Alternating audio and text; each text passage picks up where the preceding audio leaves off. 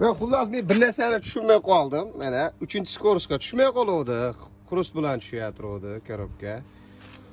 Sinxronizasiya ketganda bitta boshqa korobka oldim yangi. Ochib qarasam, monos chiqmas ekan. Bunda tortib ko'rdim, shunisidan chiqmadi. Lekin monosi o'zini eski chiqib ketdi. U shunab chiqib ketadimi? Ya meniki shunab bo'ldimi ekan? Korobkachilar ya orqasida bolti bo'shab ketganmi, bilmayman xullas, lekin 3-periodacha xrust bilan tushganligiga men yangi boshqa korobka olib qo'yapman. Menimcha balki buni o'zi bo'shab chiqib ketganiga tushmayotgandir. Xullas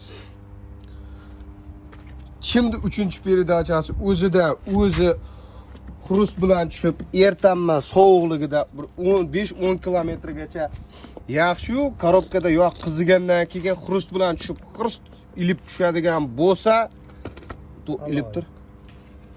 Mana kim bilsa, bilmasa, menda shunaqa vaziyat bo'ldi. O'rtadagi o'qi mana o'qini hozir bir tursam, bunda eski hozir yechgan korobkamda chiqib ketdi.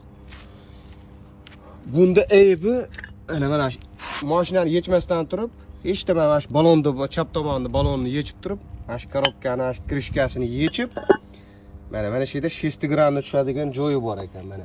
Hozir 6 gramni tushadigan joyi ana shuni bolti bo'shab ketibdi meniki. Bolti bo'shab ketganini hisobiga 3-korobka birdaniga o'zidan o'zi shuna bo'lib xrust bilan tushdi. Men sinxronizasiya ketgan bo'lsa kerak deb o'ylab, xullas ochib, hozir yangi korobka olib bosyapman. Bu o'zini korobkasi ham ishlayotgan bo'lgan, endi yechmagunimgacha bilmadim. Hozir buni tortsam, mana uni o'qdi. Bu o'q shiriq-shiriq chiqib kirib o'ynayapti.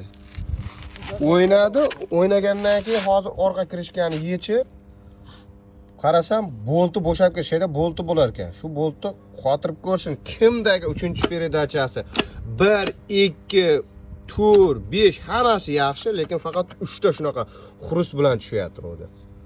Mana sababi shu ekan. Bitta bolti bo'shab ketganini hisobiga shunaqa bo'libdi. Mana bitta boshqa qo'yib, endi iloji yo'q, buni qo'yaman. Bu menga endi zapasnoy bo'ladi.